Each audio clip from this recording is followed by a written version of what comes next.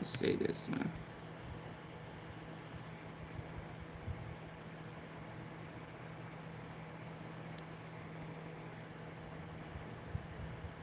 Come on in, come on in, come on in. Come on in.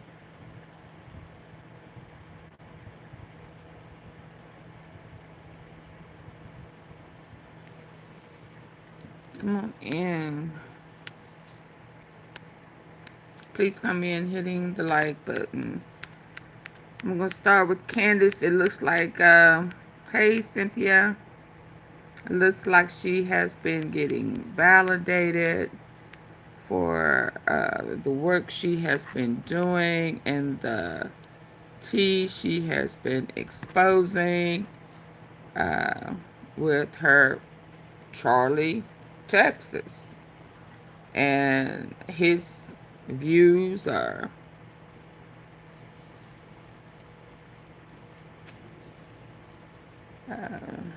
awakening, the new awakening he was experiencing about the new Israel. Now, I I haven't listened to this guy here. I was listening to the guy over here, and he made mention about the kind of like the new Israel. When I heard it, I had it already in the title, but when I heard him say it, I was like, yep, I've been trying to get it out to people that what we think is biblical when we hear is Israel or Israelis or whatever. Yeah, I may need to hear some of him because when he made mention of it, he made mention of it in a way where they really kind of wanted to keep it a secret. But let's hear him a little. Let me see what he has to say.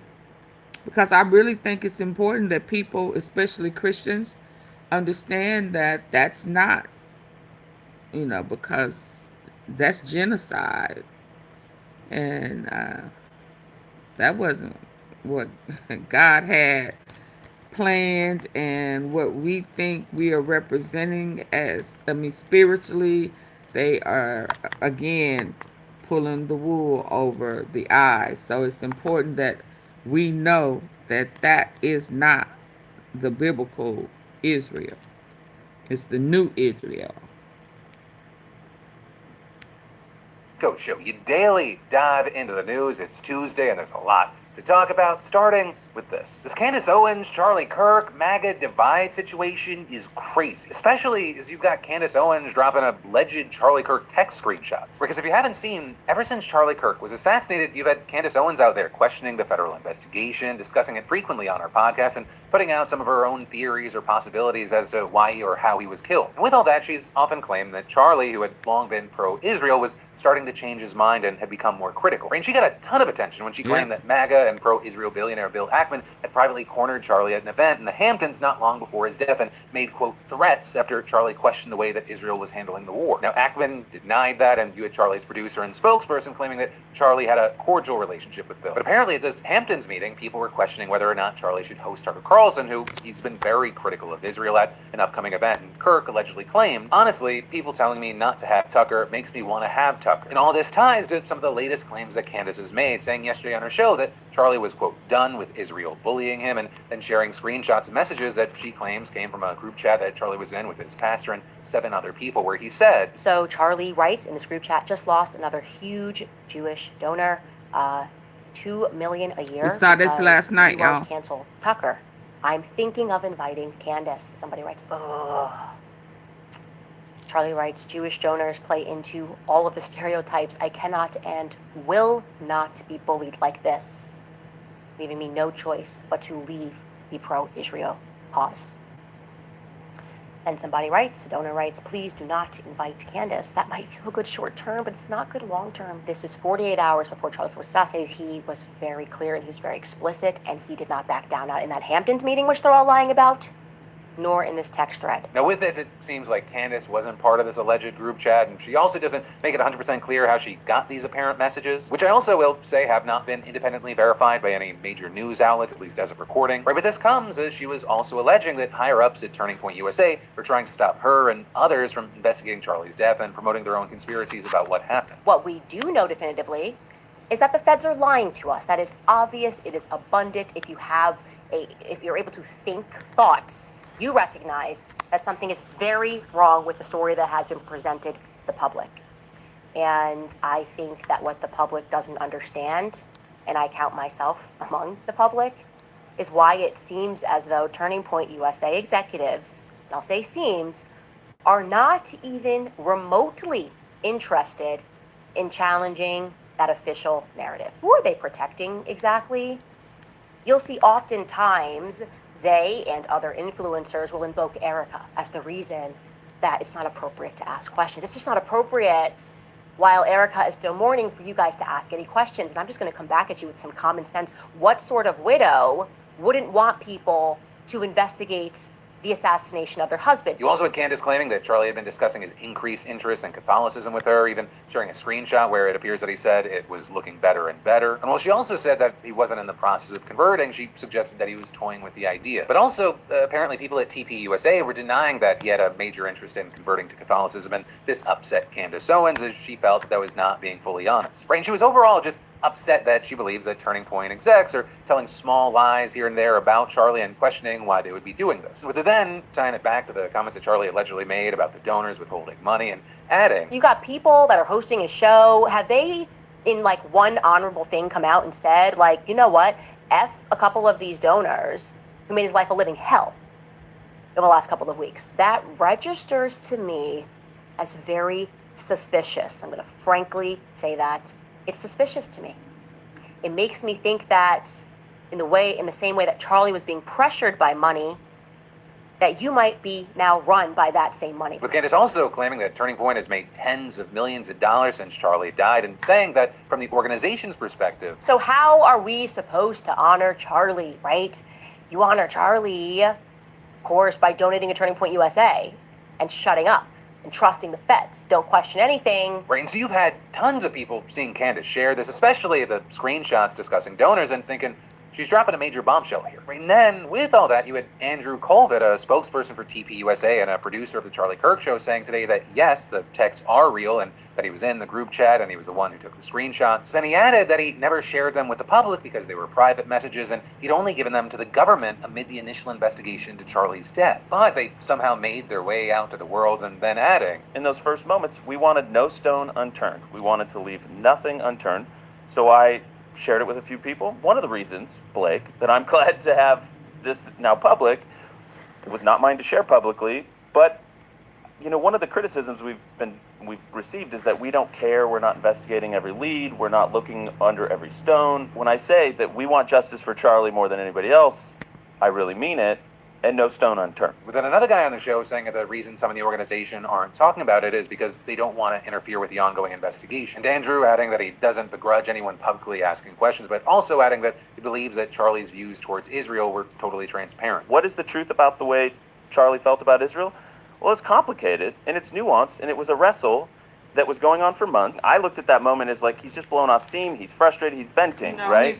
He's learning the I just truth. want to say, like, he made that very clear under any circumstances that he was not going to be cowed or bullied into deplatforming Tucker, for example. With him suggesting that Charlie was ultimately pro-Israel, even if he did have some criticisms and questions. Then also, you had some noting that Candace's comments about Charlie point to a larger discussion about how different factions of the riot are trying to jump on Charlie's death for different reasons. Because while it appeared that, she's trying to suggest that TP USA is trying to use Charlie's death in a way that best serves the organization, you had also had some turning the tables and saying that the same could be said for Candace. With all this, you even had The Guardian publishing a piece a few weeks ago saying, what is notable about the way the right is responding to Kirk's death is the opportunism. And going on to say, at a moment when Israel's genocide in Gaza is leading to more open public criticism of Zionism, Owens is capitalizing. She continually refers to Zionists controlling the media in Kirk's speech while he was alive. And then with that, they also spoke to Derek Barris, the co-host of the Conspirituality podcast, who's an expert in conspiracies and media literacy. What you saw is that he noted that it's totally fair for the public to not have faith in Trump and Kash Patel's FBI, to question what they're putting out there. But then he also added, quote, "One thing about Candace is that she's an opportunist at every stage. There's no consistency. It's about whatever is going to get eyeballs on me." We then also added that this is true for tons of different people, and that many are vultures trying to use his death to serve themselves. With all that said, as we're watching this play out, I gotta ask you, what are your thoughts, opinions, and reactions to everything we're seeing here? Because yes, while the Philip DeFranco show, it's a daily news show, I also want it to be a daily conversation. We've really seen just so much movement on this front and divides that weren't there before. And then there's more we've got to dive into, but first, let me take a second to say, have you ever wished that breaking a bad habit, it came with an easy mode button? Because turns out, it does, and it costs less than a night out at Taco Bell. Today's sponsor, Fume Zero. It could also just be a great gift for someone you know that's the shit. From chaos with airports across the U.S., and well, it was pretty damn shocking to find that load employees automatically. Conventional wisdom is yes, it does. Our view is no, it doesn't. And what they're calling this new interpretation, load employees automatically, the conventional wisdom is yes, it does. Or with one senior White House official, for example, speaking to Axios and deal. But I will say there's also an even bigger wrinkle to all this, and that is to furloughed workers. And you had that coming from a memo seen by Axios being paid.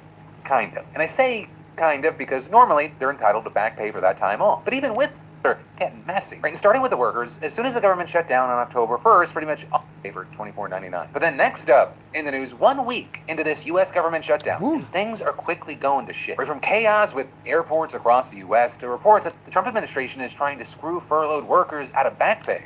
Things are getting messy. And starting with the workers, as soon as the government shut down on October 1st, pretty much all non-essential staff, about 750,000 people, I don't know were what furloughed he's and talking not about being now. paid. Not getting paid could mean $30 billion less in the economy. And then two, there are also the potentially deadly impact. Heavily short-staffed and facing tons of scrutiny over recent aviation disasters earlier this year. So with all this, you've had administration officials like Transportation Secretary Sean Duffy recognizing the absences Let me spiking get and back to the topic. And so I don't know. illegals come before American citizens, which has long been Team Trump's narrative in their crusade against sanctuary cities, that they harbor dangerous criminals and must be stopped at all costs, etc. And since taking office, he's sued 14 jurisdictions, threatened criminal charges against local officials who don't comply with federal demands, and conducted large... No, I tried it. No. He started talking way too fast for me. Y'all, please double tap the screen, hit the like button, hit the thumbs up. Just double tap. It's free. That's the only way I'm going to stay on here and cover this all the way. Let's try this one because they was talking about some things that... This new Israel, and I think it's very important that we get educated on what's really good. Jewish donor, 2 million a year. The ARC literally started around a kitchen table of 3 parents. For our founders, Carolyn Newport in particular, when she had that established that his legacy was anything but Catholic, right? Like he was super de-duper Judeo-Christian. It registered to me like more of a cult. So Charlie's faith and what direction it was going into would actually matter. Right? It would actually matter if Charlie, and I never said he was going to, decided one day to become Catholic. It would have financial implications. So Charlie writes in this group chat, just lost another huge Jewish donor. Candace Owens is at Her war again. with the very people that she believes are misrepresenting her late friend Charlie Kirk and what he was experiencing in the final months of his life. Now, let's begin with Charlie's religious beliefs, which I felt and thought were firmly in the evangelical camp. And as we all know, evangelicals drink the Judeo-Christian Kool-Aid, this whole idea of, the importance of the modern nation state of Israel to their religion. Catholics do not, though. Catholics do not believe in this idea that there will be like a second coming of Christ, and through that second coming, those who have or who believe in Christ, those who believe in God, and those who have converted to believe in God will be saved, and everyone else, including the Jews, by the way, will perish. Okay. Apparently, Charlie Kirk was moving away from evangelicalism and moving toward Catholicism, which is what Candace Owens believes. She had made that claim before. Now, he didn't convert. She's clear about that. But he was kind of headed in that direction. And she had made that claim before. I thought it was a little sus because you need to see some evidence of that. There was nothing that he said outright or did publicly that made me think that there was anything to bolster the claim. But now she has the receipts. Take a look.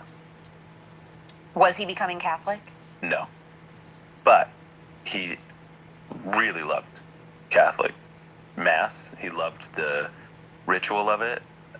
He loved the beauty of old Catholic churches and the stained glass. And him and Erica would go sometimes. Yeah, well, Erica's a cradle Catholic. You can go check the videos out, him debating with Michael Knowles, you know, in good fun. I mean, they were dear friends, but they loved kind of debating the whole Protestant versus Catholic thing. So many people were racing to establish that his legacy was anything but Catholic, right? Like he was super duper Judeo-Christian.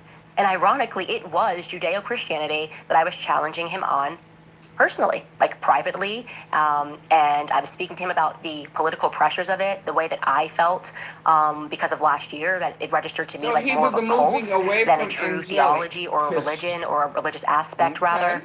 And it was back in February of this year when out of nowhere, he's the one that actually messaged me and said, and said Catholicism is sounding better and better in February of 2024. This is kind of when we started having that discussion. We should chat soon. Catholicism is looking better and better. Okay. We should chat soon. Catholicism is looking better and better. So she shares that text exchange with Charlie Kirk. Look, there is this interesting rift happening amongst Christians and Catholics in America right now, and it's over the idea of dispensationalism, which is what evangelicals believe. It's what you've talked about on the show before, Cenk, about why evangelicals find the nation state of Israel to be so important to their religion.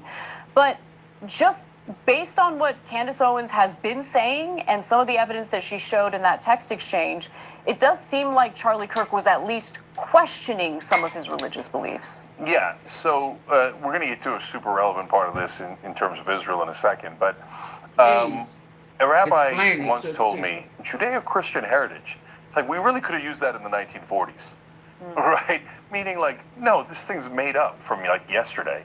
And so who made it up and for what purpose? I mean, it's not such a bad thing. Jews and Christians getting along, I want that. That's wonderful, right? And if that's the direction they took the Judeo-Christian heritage that they made up a minute ago, great, wonderful. A new tradition that That they brings people made together. up a That's not minute what they're ago. using it for. They're using it for only one thing. Hence, you must bow your head to Israel. And now I am hearing from a lot of preachers and pastors, literally. Are y'all listening okay, with y'all good ear? meaning like, no, this thing's made up. Okay, I need for you to double tap the face of your phone that you're holding. Double tap it so the lights can go up, or hit the 3 dots at the top. I'm not gonna play. I'm gonna shut it down. You better ask the people in the comment section. Will she do it? Yes, she will. From like yesterday. And so who made it up and for what purpose? I mean, it's not such a bad thing. Jews and so we're going to get to a super relevant part of this in terms of Israel in a second. But a rabbi once told me, Judeo-Christian heritage, it's like we really could have used that in the 1940s, right? Meaning like, no, this thing's made up from like yesterday. And so who made it up and for what purpose? I mean, it's not such a bad thing. Jews and Christians getting along, I want that. That's wonderful, right? And if that's the direction they took the Judeo-Christian heritage that they made up a minute ago, great, wonderful. A new tradition that brings people together. That's not what they're using it for. They're using it for only one thing. Hence, you must bow your head to Israel. And now I am hearing from a lot of preachers and pastors, Bow literally, your head. okay, saying, I think we got hoodwinked, right? Like, what is this? And then they starting to look and they're going, wait a minute, these books came out when, right? And who wrote these books and for what? They're not in the Bible. None of this stuff is in the Bible, right? Yep. So there's a great awakening happening at this time. And so meanwhile, everyone in power is like, shut up, stop reading the Bible, go back to the books, okay? The books we gave you. Those the correct position is you must love the nation state of Israel. Where is Benjamin Netanyahu in the Bible? Is he in Leviticus? Exactly. Is he in Luke? Where is Ben Gavir? Stop Where are reading the they? Bible.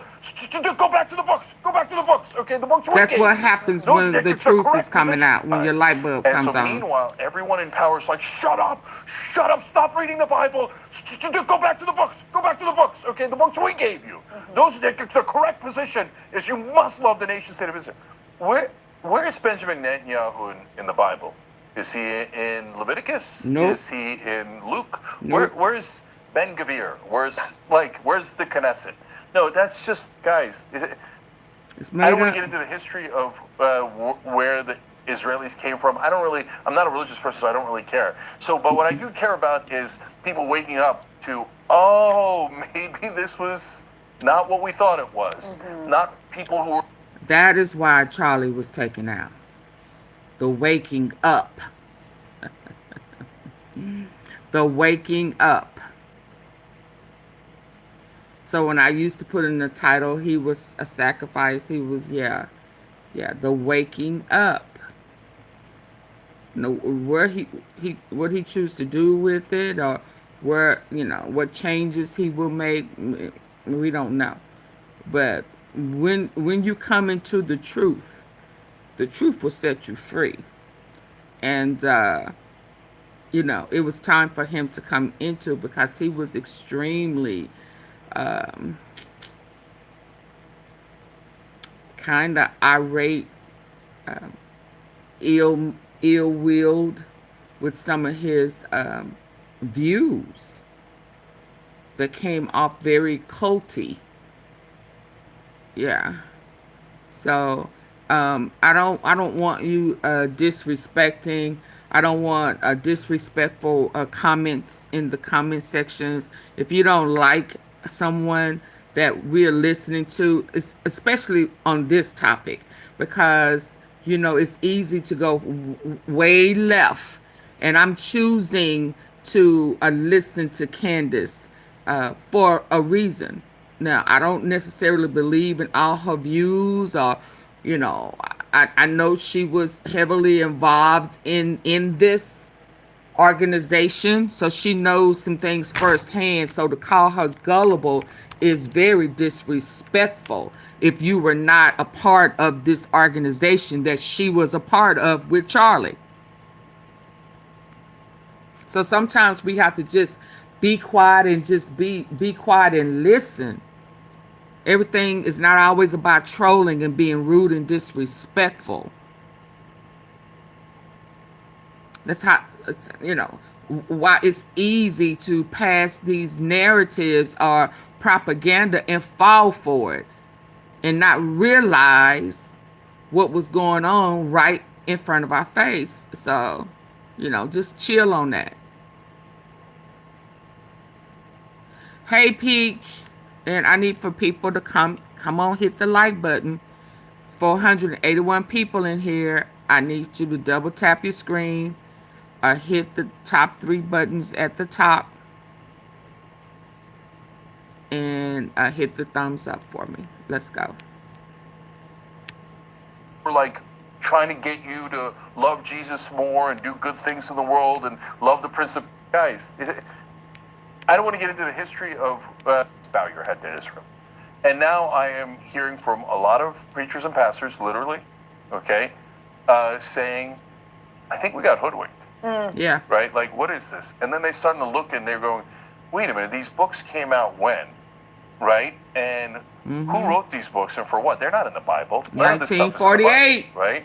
Yep. So there's a great awakening happening at this time. And so meanwhile, everyone in power is like, shut up, stop reading the Bible. Go back to the books. Go back to the books. Okay, the books we gave you. Those the correct position is you must love the nation state of Israel. Where is Benjamin Netanyahu in the Bible? Is he in Leviticus? Is he in Luke? Where's Ben Gavir? Where's the Knesset? No, that's just, guys. I don't want to get into the history of Tell where them it the was made up. Israelis came from. I'm not a religious person, so I don't From really the care. Rothschilds. So, but what I do care about is people waking up to, They don't believe in maybe God. this was not what we thought it was. Not people who were trying to get you to Allegedly. love Jesus more and do good things in the world and love the Prince of Peace. Instead, it might be the Prince of war who they're Exactly. asking you to back because you think the Prince of Peace wanted a genocide? Yes. That Come part. on. So it's getting That part. That's because the you awakening. think the Prince of Peace wanted a genocide? World and love the Prince of Peace. Instead, it might be the Prince of War who they're asking you to back Yes. because you think the Prince of Peace wanted a genocide? Come on. So it's getting absurd. Now, Candace Owens, we're all supposed to condemn her because she said some absurd things. We're going to get to that in a second, and we'll see whether we condemn her or not. Okay? Yes. Okay. So let's get to the biggest revelation from what she shared on her program yesterday, which was, well, how Charlie Kirk was actually feeling about the pressure he was receiving from pro-Israel Zionist donors to Turning Point USA, and how he felt about the notion of essentially cutting certain people from the conservative movement off and no longer being friends with them. Take a look. So Charlie writes in this group chat, just lost another huge Jewish donor, $2 million a year because we won't cancel Tucker. I'm thinking of inviting Candace. Somebody writes, ugh. Charlie writes, Jewish donors play into all of the stereotypes. I cannot and will not be bullied like this, leaving me no choice but to leave, be pro-Israel. Pause. And somebody writes, donor writes, please do not invite Candace. That might feel good short term, but it's not good long term. In my opinion, like all groups, you're going to get a wide variety of opinions. That nasty free will thing that God bestowed on us makes life frustrating at times after the dust settles a bit, maybe. So again, this is 48 hours before Charlie Kirk was assassinated. He was very clear and he was very explicit, and he did not back down, not in that Hamptons meeting, which they're all lying about, nor in this text thread. I'm not going to reveal the names of the other 7. Actually, you know what? I disagree with myself 4 seconds ago. Let's just throw in Josh Hammer for funsies. He's on this chat, okay?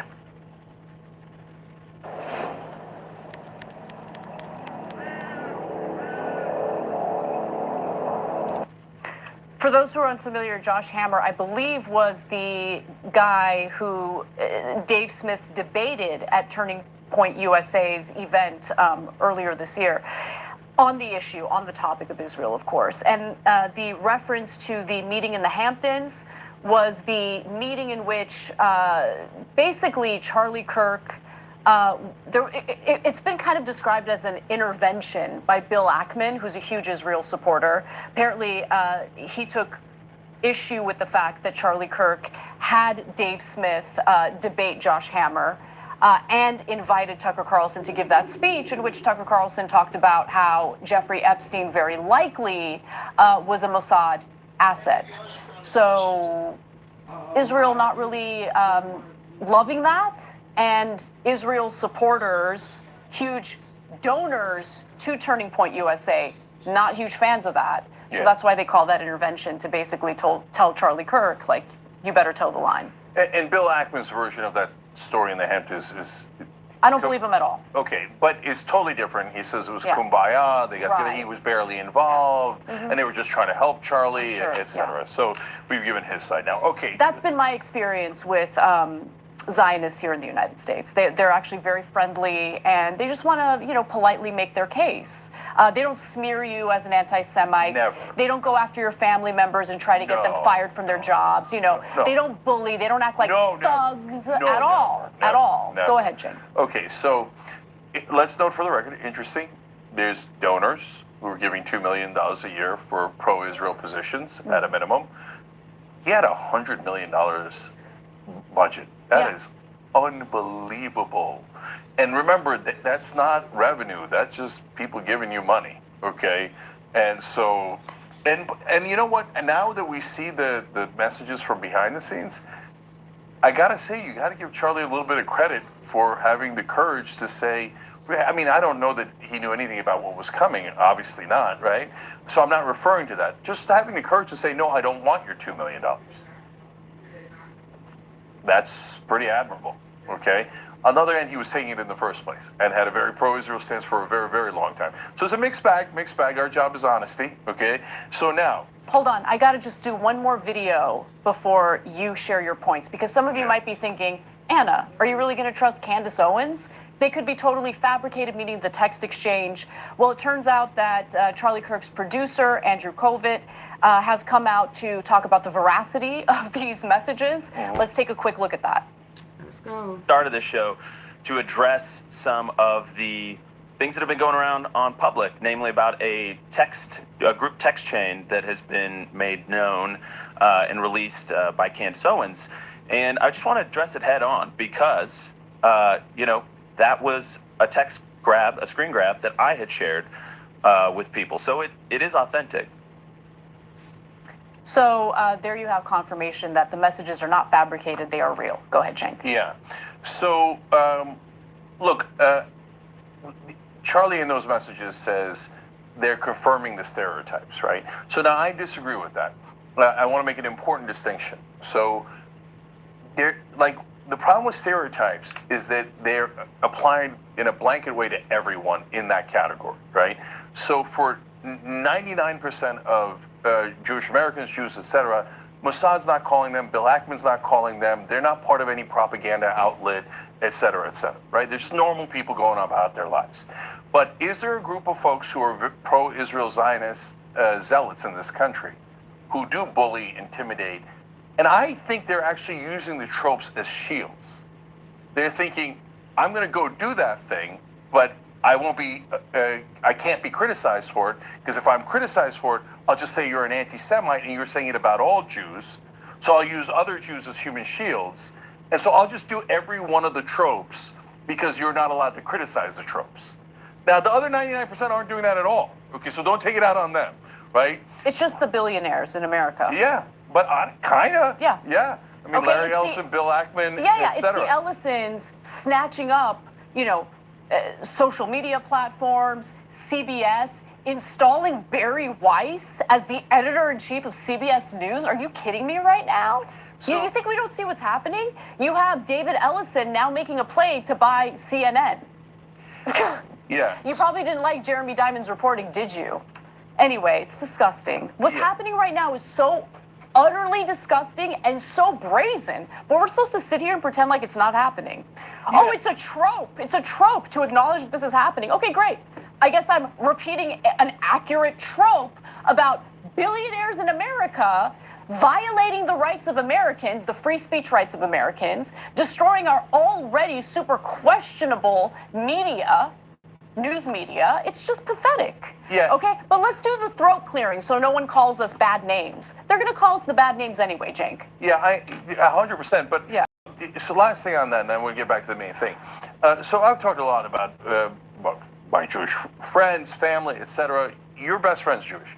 They don't care. No, my point is, did Larry Ellison or Bill Ackman or Netanyahu call her and say, hey, are you okay with this? Larry Ellison can tell me how my ass tastes. Okay, Yeah. how about that? Yeah, right, so disgusting, weird Oracle founder going around talking about like, yes, we're gonna surveil everybody. Everyone will be on their best behavior. Yes, you're a freak. You're a total creep. Okay. All right, So total creep. So my point is, do not put Larry Ellison's actions on our friends. No, I don't. I don't, because I'm not an idiot. Okay, I don't conflate a nation state with an entire group of people who have no say in what's going on in Gaza, no say over what these disgusting billionaires in America are doing. No, I don't conflate the two because I'm not stupid and I'm not hateful. That's exactly my point. So they want to treat everyone like they're idiots. Oh, if you say I'm doing something wrong, that means you're saying millions of Jews are doing something wrong. No, brother, we didn't say that. We said you're doing something wrong. Stop deflecting and saying, not me, them, attack random Jews. No, we're not going to do it. I don't care what you say. So now, was Charlie going to leave the pro-Israel cause? I don't know, that's what the text says. And the text is authentic. So now you could say, okay, that happens 48 hours before the shooting, and it's irrelevant. It's just a random coincidence. And that's perfectly fair. We don't know yet. The government says they have evidence on Tyler Robinson, et cetera, and then some people are questioning it. I'm not that expert. I don't know. And I know for the other people, right now they're already typing out anti-Semite. Destroying our already super questionable media, news media. It's just pathetic. Yeah. Okay, but let's do the throat clearing so no one calls us bad names. They're going to call us the bad names anyway, Cenk. Yeah, 100%. But Yeah. look, so last thing on that, and then we'll get back to the main thing. So I've talked a lot about my Jewish friends, family, etc. Your best friend's Jewish. They don't care. No, my point They is, don't care. did Larry Ellison or Bill Ackman or Netanyahu call her and say, hey, are you okay with this? Larry Ellison can tell me how my ass tastes. Yeah. Okay, how about that? Yeah, All right, so- disgusting, weird Oracle founder going around talking about like, yes, we're gonna surveil everybody. Everyone will be on their best behavior. Yes, you're a freak. You're a total creep. Okay. All right, So, total creep. so my point is, do not put Larry Ellison's actions on our friends. No, I Okay? don't. I don't because No, I'm but- an idiot. Okay, I don't conflate a nation state with an entire group of people who have no say in what's going on in Gaza, no say over what these disgusting billionaires in America are doing. No, I don't conflate the two because I'm not stupid and I'm not hateful. That's exactly my point. So they want to treat everyone like they're idiots. Oh, if you say I'm doing something wrong, that means you're saying millions of Jews are doing something wrong. No, brother, we didn't say that. We said you're doing something wrong. Stop Right. deflecting and say, not me, them, attack random Jews. No, we're not going to do it. I don't care what you say. So now, was Charlie going to leave the pro-Israel cause? I don't know, that's what the text says. And the text is authentic. So now you could say, okay, that happens 48 hours before the shooting and it's irrelevant. It's just a random coincidence. And that's perfectly fair. We don't know yet. The government says they have evidence on Tyler Robinson, et cetera, and then some people are questioning it. I'm not that expert. I don't know. And I know for the other people, and right now they're already typing out anti-Semite, conspiracy theory. Brother, if you say to me, you must agree to the official government position, otherwise you're an anti-Semite and a conspiracy theorist. I don't give a damn, man. That stuff's not working at all anymore. You could tell me to bow my head to the government and the donor class that runs the government. I'm not going to do it. I don't care how much you yell at me or smear me, and the entire internet doesn't care anymore. I know. We can kiss all of our asses. I know people have a difficult time separating things, right? But let me just be very clear. Unless I see hard evidence tying Israel to Charlie Kirk's assassination, I am not for a second going to believe that Israel was behind it. Okay? There's plenty to criticize Israel on that we actually have evidence for, and assassinating Charlie Kirk is not one of those things. So put that aside. For me, though, what I find super interesting is what is percolating right now with the conservative movement. Because the young conservatives who were followers of Turning Point USA, who were fans of Charlie Kirk, were consistently challenging him to his face on the topic of Israel. So he had to defend Israel knowing that young conservatives are not on board. And he needs to keep this coalition together, right? That's the whole reason why Charlie Kirk and Turning Point USA exists. But at the same time, he's forced to defend the indefensible because of the Zionist donors who fund Turning Point USA. To me, that is a super interesting story. Super interesting. I mean, there's also this thing, though. They're like, you have to say Israel didn't do it. Do I also have to say Afghanistan didn't do it? And Paraguay didn't do it? Why is that a requirement? What a weird requirement. Well, it's look. Let's have the trial. Let's figure it out. Let's also acknowledge the reason why you don't have to say that about Afghanistan or any other country is because right now the public perception of Israel is in the garbage. Let's just keep it real. The fact that there's so many Americans who literally just believe straight out or straight up that Israel assassinated Charlie Kirk. Oh, tons. Yeah. And that's not good for Israel. So for Israeli civilians, Israeli citizens, check your government because your government is destroying your country. Yeah. And it's okay. They're going to fix all that with tatas for Israel.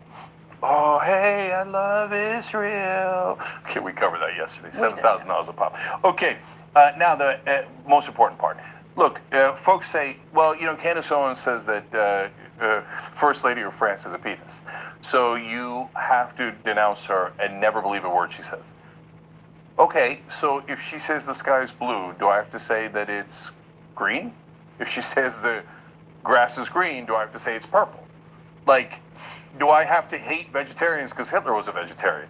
Or can we use our own mind to go, I agree with her on that, I do not agree with her on that. In fact, I don't agree with her on this, and this, but hey, that's an interesting point on that. No, condemn her in entirety. But here, she's not, I don't care about her opinions, she's showing a text, an authenticated text Right. from Charlie Kirk. You have to ignore it, otherwise you're an anti-Semite. Well, we're not going to. We're not going to ignore What it. a weird request. Yeah. What a weird thing to say. And no matter what happens, no, like, the answer is always you're an anti-Semite. Okay, no, guys, we're super tired. Like, not even tired, we're now amused by it.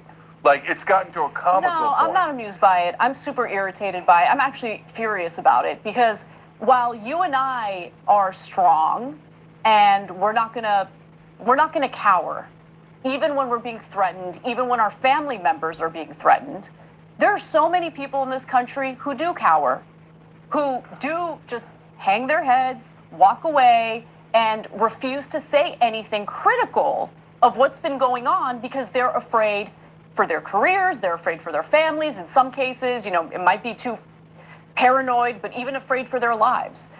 It's ridiculous. We live in America. We are Americans. We're talking about a foreign country, and we have the right to be as critical of any foreign country, including our own country, as we want. And anyone who tries to take that right away from us should be seen as the enemy.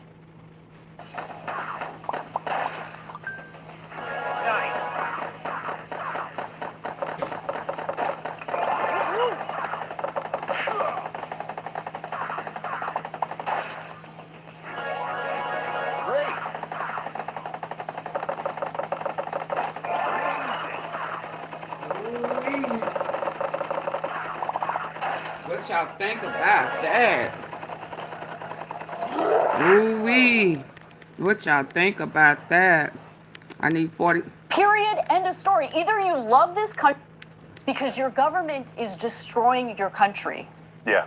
And it's okay, they're going to fix all that with tatas for Israel. Oh, hey, I love Israel. Okay, we covered that yesterday. $7,000 a pop. Okay, now the most important part. Look, folks say, well, Candace Owens says that First Lady of France is a penis. So you have to denounce her and never believe a word she says. Okay, so if she says the sky is blue, do I have to say that it's green?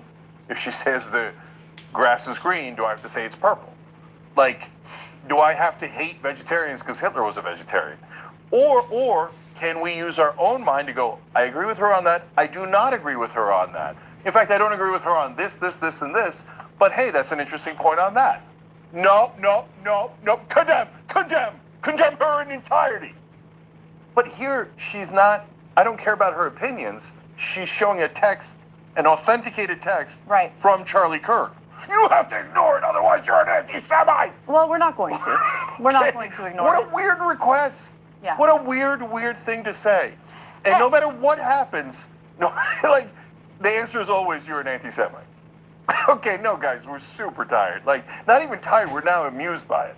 Like, it's gotten to a comical No, point. I'm not amused by it. I'm super irritated by it. I'm actually furious about it because while you and I are strong and we're not gonna cower, even when we're being threatened, even when our family members are being threatened, there are so many people in this country who do cower, who do just hang their heads, walk away, and refuse to say anything critical of what's been going on because they're afraid for their careers, they're afraid for their families. In some cases, it might be too paranoid, but even afraid for their lives.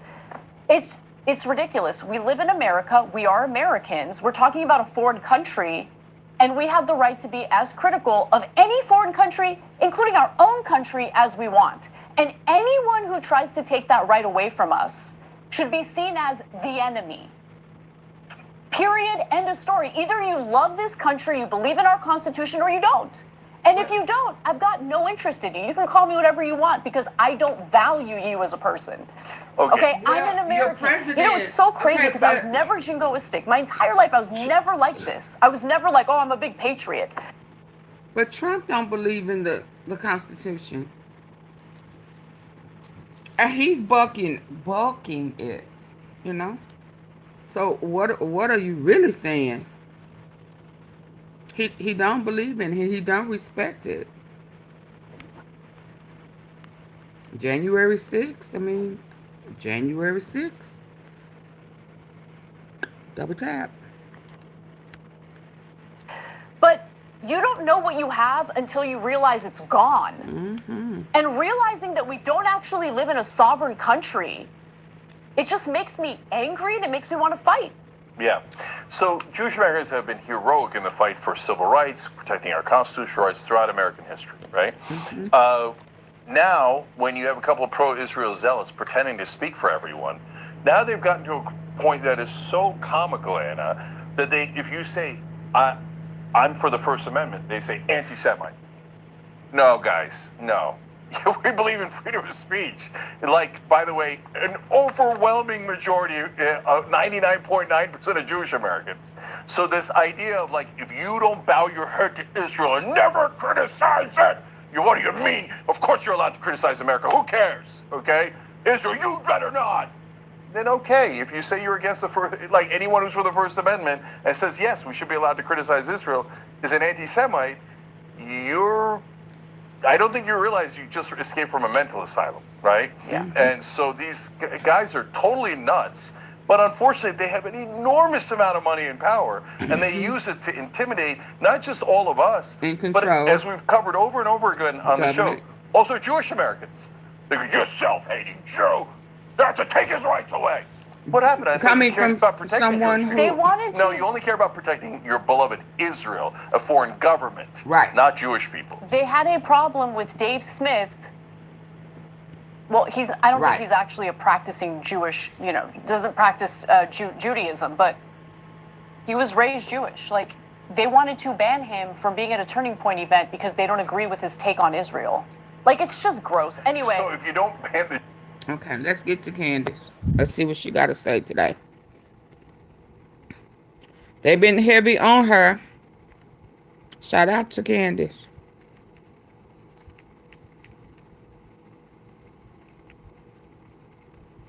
I need for y'all to double tap. She was like, Candace, Double tap, double tap, double tap. Hit the like button.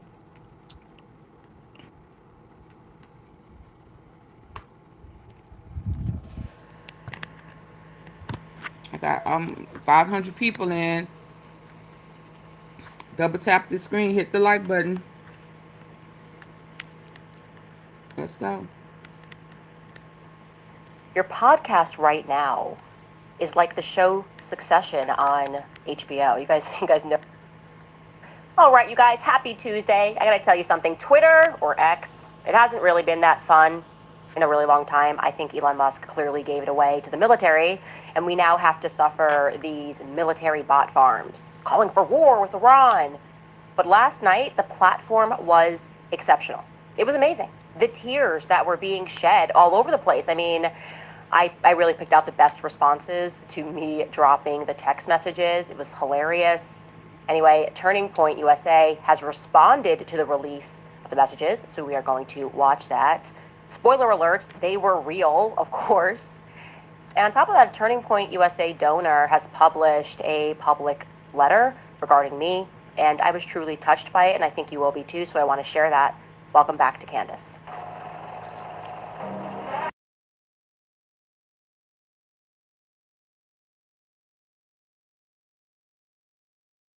Little sister called me this morning, and she was like, Candace, your podcast right now is like the show Succession on HBO. You guys know this show, which is about how all of the heirs, and supposed to be kind of fashioned after Rupert Murdoch's throne, all the siblings are fighting one another to see who will it be that gets this empire.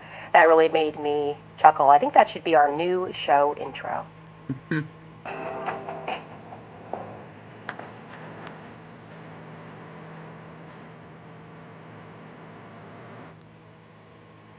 Yes, yes, yes. Who will succeed Charlie Kirk?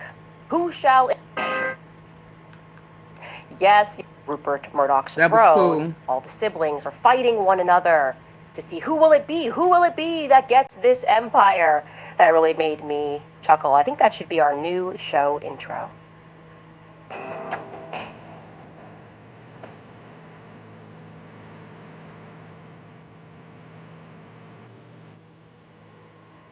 Yes, yes, yes. Who will succeed Charlie Kirk?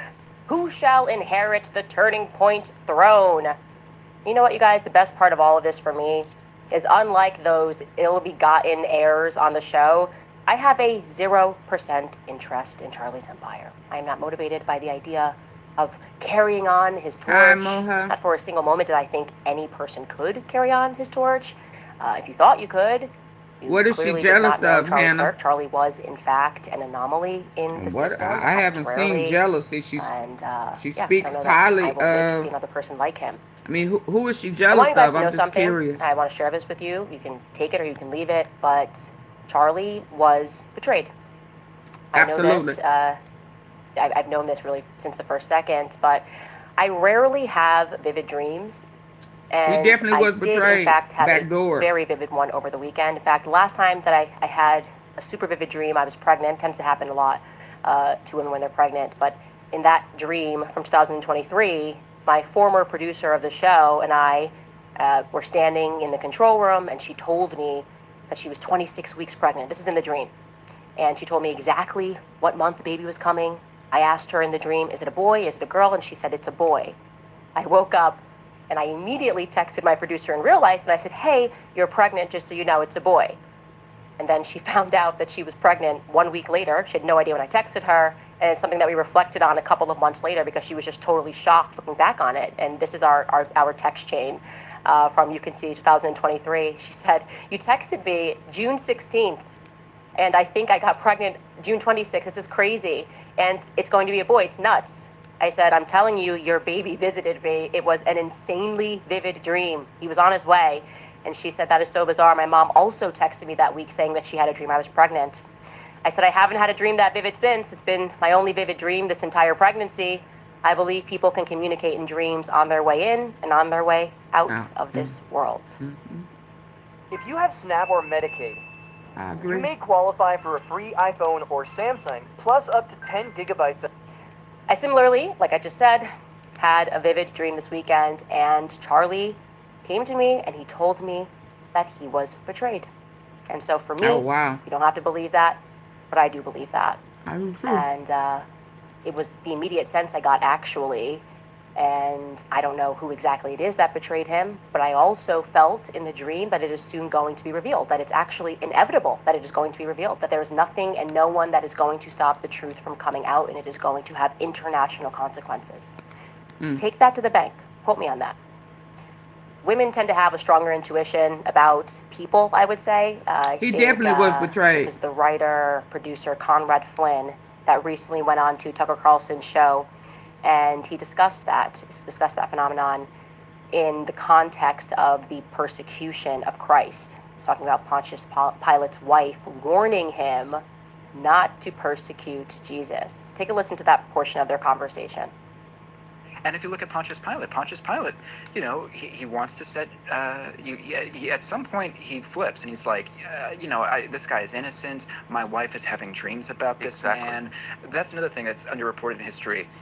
Wife as soothsayer / dreamer. Yeah. I mean, your wife has many times been like, I have a bad feeling about this guy, Tucker. Don't have him on your show. And her intuition is such that even though there's no necessarily hard evidence, you know, it's your wife's take on stuff. You don't ignore it. But I have ignored it. And it's, you're like, I've actually never listened to that. no, I mean, I've been married 34 years as of Saturday, and it's like a joke in my house, you know, I told you he was bad. I don't know. He's hilarious. He's like a good guy to me. You know? That's hilarious. Yeah. So you'd be the Pontius Pilate where she's like, oh, don't 100%. arrest this man. I had a dream. 100%. And you're like, whatever, I'm doing my work right I'm now. very shallow, so someone who's amusing or fun to have dinner with, you know, I just get swept away. I like that guy. You know what I mean? You're like, Barabbas was amazing on that podcast. I gotta have him on. He's fantastic.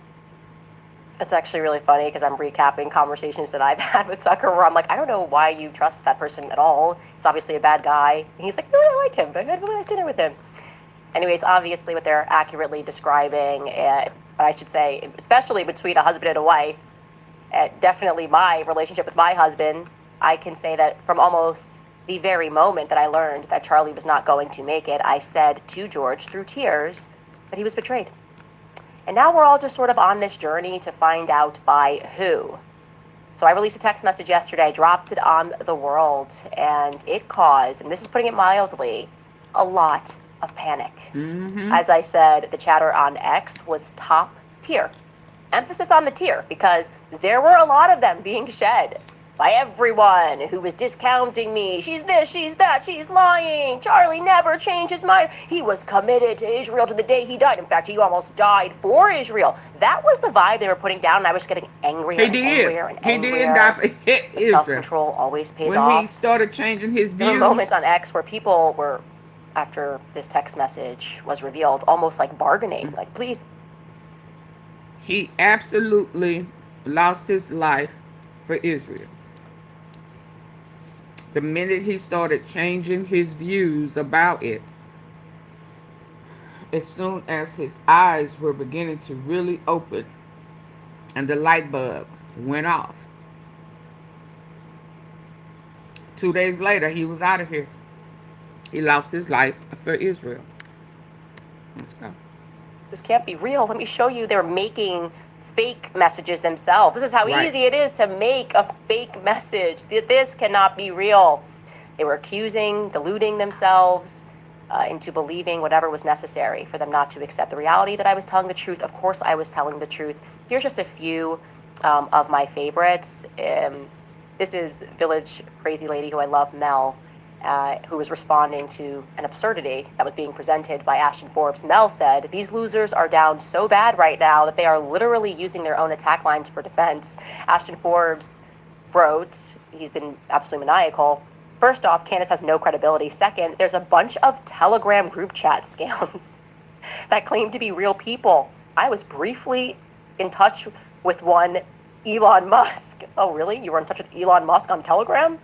Third, if you discount the text messages between Tyler Robinson and his trans furry lover, you cannot take these at face value. Lastly, even if the text messages were real, they mean literally nothing related to Charlie's death. I find it scary how Candace is building a literal cult. Soon, they'll be drinking Kool-Aid in sync with, I don't even know if that says 31 Atlas, to be sent to heaven. I think that might be a cult, actually. That's how I'm not in a cult at all, so much I don't even recognize. It was probably a very big cult's name.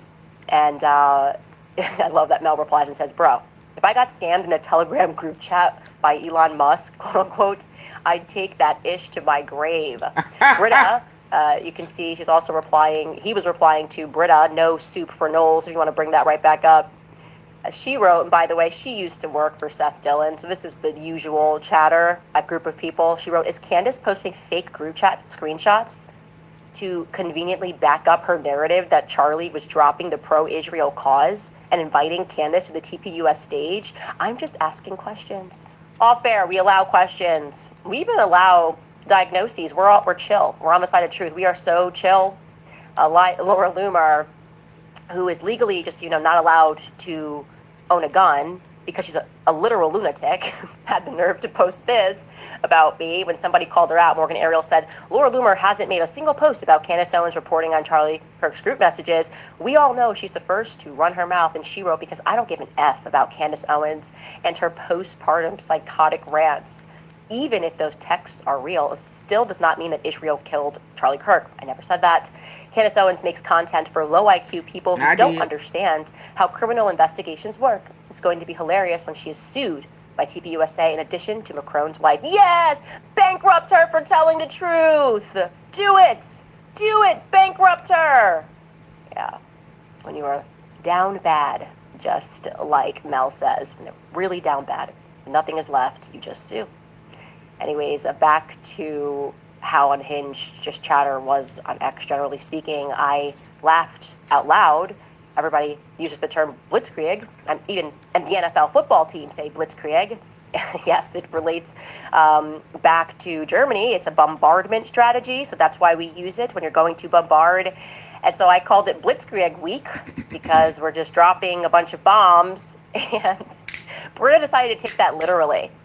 She said, Candace thinks it's cute to use Nazi terminology and make a turning point pun, while she incites further harassment of TPUSA employees by implicating them in Charlie's death. It's a sick game for her. And out of nowhere, Megyn Kelly needs to stop making excuses for this vile behavior.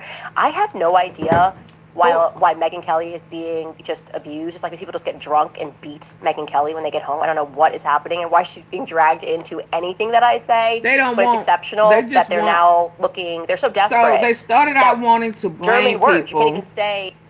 Then they wanted to criticize people for not crying and, tried to start almost a spiritual war. And now they don't want people to investigate or have an opinion about it or come to a realization. Hell, half the people didn't even know who he was. They forced him on us, you know, raising the flag and moments of silence and all of this type of stuff. And now somebody who really knows him, who had a relationship, friendship, business-ship with him, mad or not happy that she is exposing the truth. What is it? But exposing the truth will expose the people who backdoored him. Got it. Okay, I got it. Blitz means lightning. Krieg means war. Last I checked, people are still allowed to speak German. And last I checked, everybody uses the terminology blitz, blitzkrieg. Washington Post certainly does when they're describing things that's happening at the White House. But now this is how desperate they are for anything, grasping at straws. Nick Fuentes, our routine federal informant, writes this. Why did she sit on this for 4 weeks and then censor the other names? Just grasping at straws. Just grasping at straws here. They follow that up by taking a stab at Charlie Kirk, who's dead. Charlie Kirk said he had no choice to leave the pro-Israel cause because a Jewish donor stopped giving him millions of dollars. What a coincidence. He had his great epiphany about Israel after they stopped paying him to shill. Speaking of paying people to shill, it's why I didn't take 1 minute, or 1 sentence rather, of him trying to eulogize Charlie Kirk seriously, because that right there is the real Nick Fuentes. The quartering jumped in. He says, a serious question. Let's assume the texts are real and that Charlie was 100% serious and not just being sarcastic, which is totally possible. What exactly does this prove? Think before you reply. What does it prove other than someone close to him was fine leaking his texts? That's been their new talking point. How dare you leak? How dare you leak? How dare you lie? Text messages. How dare you lie? Finally, this is just funny, so we're going to show you this. Community notes for the win. The Misfit Patriot writes, I will give Candace every single shekel Israel has paid me for my posts if she can prove those text messages are real. Update, says Community Notes. Andrew Colbert confirmed the screen grab was real. Of course it was real.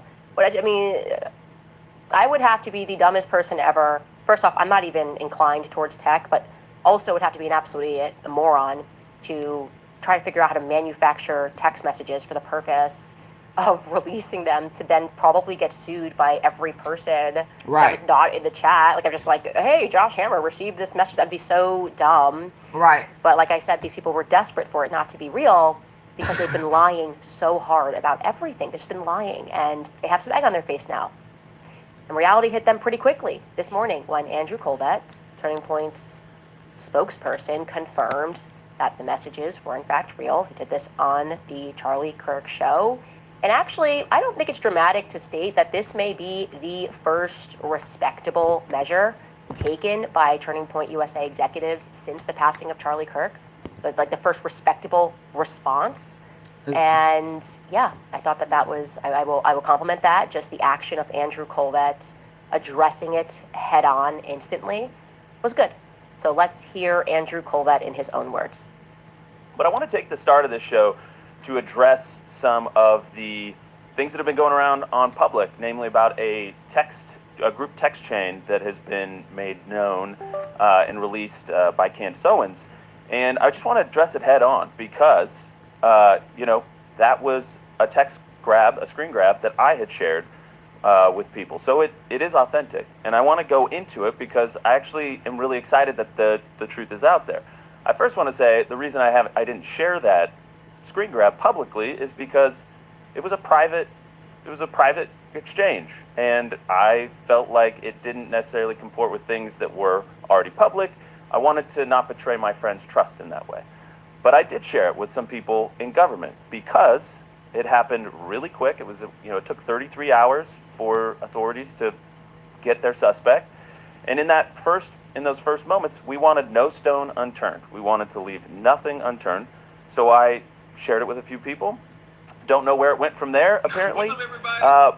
But here we are. So one of the reasons, Blake, that I'm glad to have this now public, it was not mine to share publicly, but one of the criticisms we've received is that we don't care, we're not investigating every lead, we're not looking under every stone, and that somehow we're just sweeping things under the rug.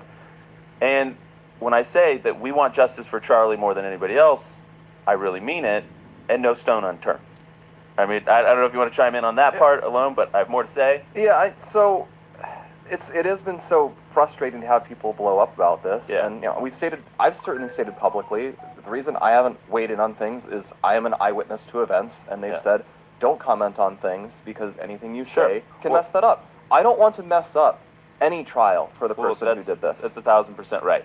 And I will say I wasn't an eyewitness. I was not there. I flew to Utah immediately to be with the family and the team, but I was not an eyewitness. So there's that. But I am aware that in my role as spokesman for Turning Point USA, which is another hat I wear, the things I say, I'm cognizant of the fact that things I say could negatively impact an ongoing investigation. All right? But I will weigh in specifically on this issue of Israel because I know there's a lot of fascination. And I just want to say that, we have to let free speech be our North Star here, okay? Charlie was adamantly free speech, and I am not personally going to impugn anybody's character who is asking questions and looking for answers, all right? And I will say that text chain is consistent with public frustrations that he voiced many times, and I know, Blake, you were in the trenches on a lot of this stuff because we were workshopping how we were going to do the tour and what he's going to get asked about Israel, what he's going to say. And this is consistent with things that he told his friends, people that are, in the wider movement about his wrestle that he was going. And so I just want to say, what is the truth about the way Charlie felt about Israel? Well, it's complicated and it's nuanced, and it was a wrestle that was going on for months, and it's probably somewhere between the Bibi letter and the text. So what do we think? Okay, obviously, you can tell he's anxious. You can tell he's nervous speaking about this. I am sure it was positively frantic at Turning Point USA yesterday. I am sure he had very little sleep. And like I say, never the fun thing to be the spokesperson and also to be involved in the story. I can tell you right off the bat, he is telling the truth. He was not the person who shared that message with me. He also should know that he was not the only person who sent that message and sent messages around. So there are a lot circulating, some videos that are circulating, and he's being honest about that portion. I personally, as someone who knows Andrew Colwell, I want to express how I feel. I hold it against him actually that he didn't share it with me. He knew. I cried on the phone with Andrew. He knew how I was feeling, and then I went under a very, well, you could say a blitzkrieg, right? A heavy bombardment from people who he knows hated Charlie, who tried to stop Charlie, people who had no issues showing up to his memorial. I mean, really gross stuff, who were attacking me. And he could have at least provided some cover. Now, I'm not saying that I need help, but sometimes it's nice to offer somebody a lifeboat when they're being attacked for telling the truth, right? So I do want to say that. Also, I'm glad that Andrew responded correctly, because I was going to say this when Blake's like, well, the investigation's ongoing. That text message has nothing to do with an investigation whatsoever. It has to do with the broader question of people feeling that Charlie's legacy is intentionally being Now, it may have something to do with the investigation if he was assassinated because of his awakening. Why awakening? I had to say it fast. Of Israel. So it could very well be a part of the investigation. hijacked by Israel. I never stated that Israel killed Charlie. Anybody that's been watching this investigative series, we've come up, I mean, there hasn't even been an Israeli name that's popped up in this investigation. There's only been one Jewish person, I think, that's popped up thus far in this investigation, which is George Zinn, Decoy Boy.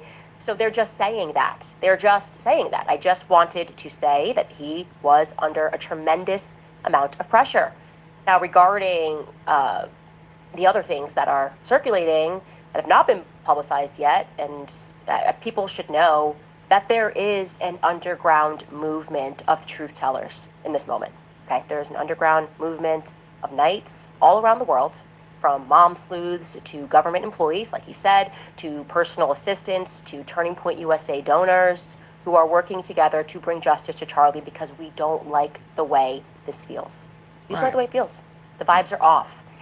I will respect, even though obviously that statement was prepared, I will respect the fact that Andrew says what Charlie would have said, and for the first time, I feel that's been expressed, that we have to let free speech be our North Star. Right. And I'm not so sure that the people, some of the people that are donating to Turning Point USA, believe that.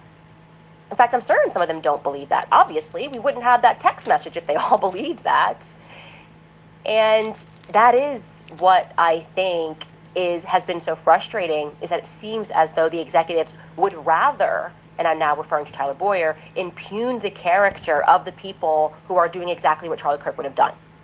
So please, Andrew, make sure that Tyler Boyer and Alex Clark get the internal memo about free speech. I want to say one more thing rather explosively. 3 people told me off record, 2 people who have this in a written communication from Charlie, one who is a Turning Point USA donor, and I would say very much one of the white knights in this. The very day before Charlie Kirk died, he expressed that he thought he was going to be killed. He told these people, I think they're going to kill me, okay? He did not express that to me, so I am telling you this based off the testimony of 3 people. And I am saying this because I hope that these people, who I think are good, will be inspired to come forward with that. Wow. Again, those conversations I had were off record. I honor that. If I say it's off record, it stays off record.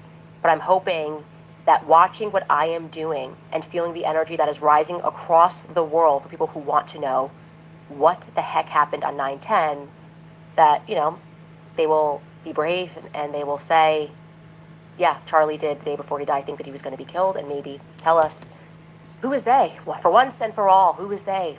Who is the they that he thought were going to kill him? Now, to give the obvious answer to federal informant Nick Fuentes' question, the reason that I waited to reveal the text messages is because I'm not a child, okay? Like I said, I have a lot more. I'm not an idiot, and I have self-control, and I understand that time is always going to be on the side of truth. Time is on the side of truth. Liars know that that's the reality.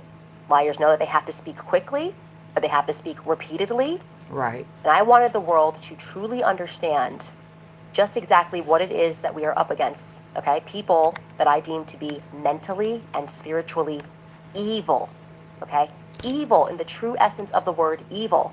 People who knowingly lied, instantly lied, repeatedly lied, and continued to do so without a trace of shame, okay? Without a trace of shame.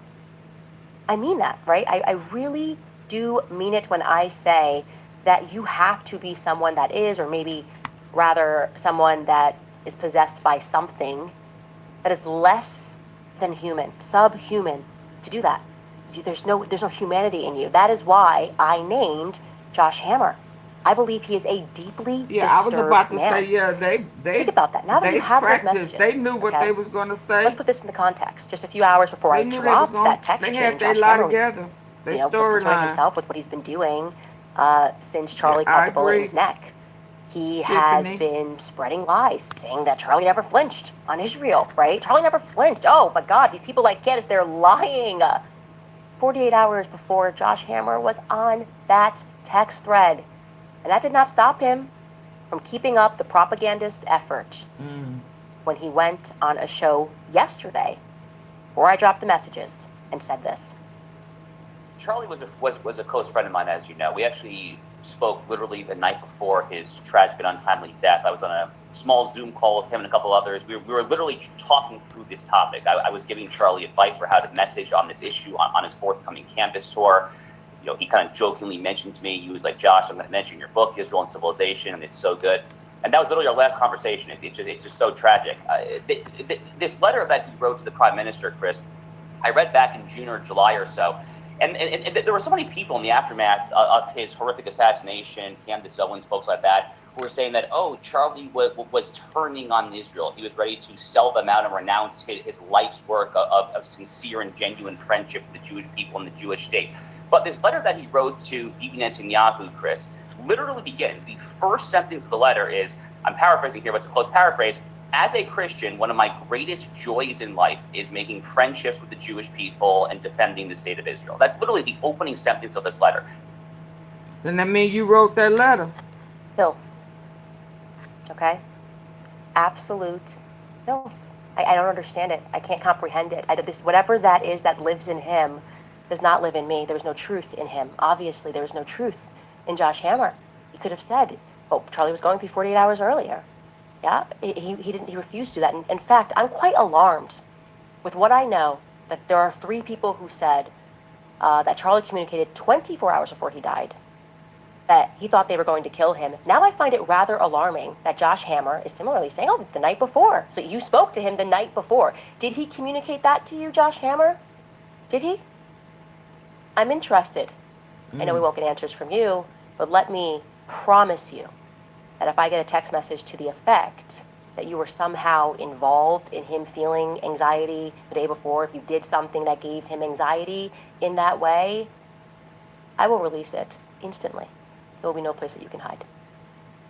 Anyways, I want you guys to know that I was feeling so inspired by Josh Hammer's utter lack of human decency that I went ahead this week and sent around a life insurance policy of sorts, a package rather, to people that I trust, a package filled with text messages, emails, private communications, videos, and Y'all, this private is legal documents. crazy. So if anything happens to me, you guys will know exactly who it is. This is crazy.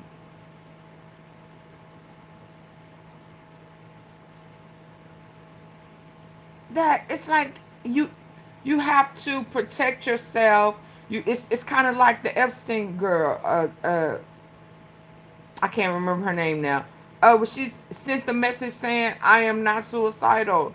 You know, I am not da da da." People have to cover themselves like this. This is horrible. Oh my God. That has been making my life a living hell over the past couple of years. People that are trying to bankrupt me, trying to bankrupt me and my family, that are threatening us, to sue us.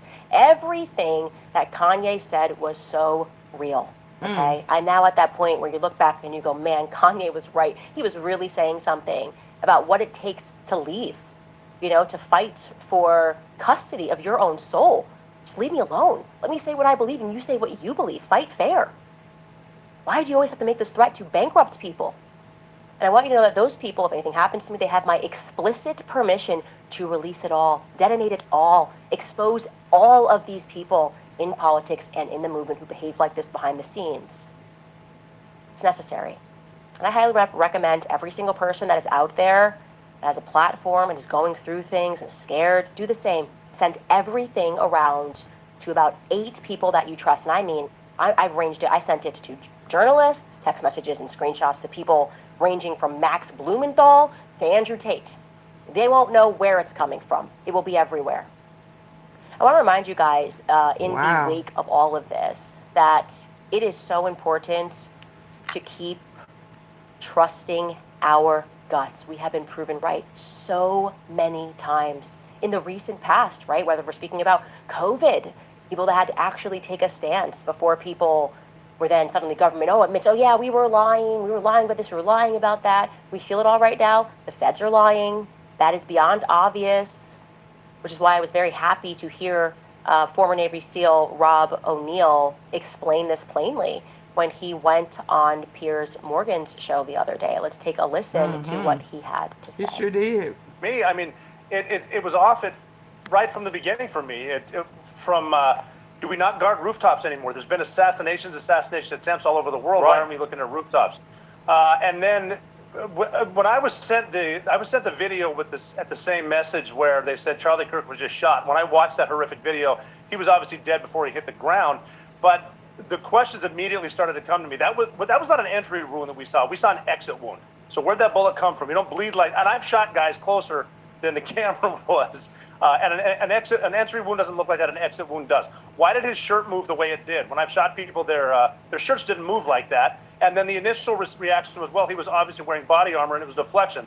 One, no, he wasn't wearing body armor. And two, it doesn't deflect like that off of body armor. Why was his shirt moving from right to left? Why were people being interviewed saying, they came from my left to right? But that was not an entry wound that we saw. We saw an exit wound. So where'd that bullet come from? You don't bleed like, and I've shot guys closer than the camera. Same message where they said Charlie Kirk was just shot. When I watched that horrific video, he was obviously dead before he hit the ground. But the questions immediately started to come to me. That was not an entry wound that we saw. We saw an exit wound. So where'd that bullet come from? You don't bleed like, and I've shot guys closer than the camera was. And an entry wound doesn't look like that. An exit wound does.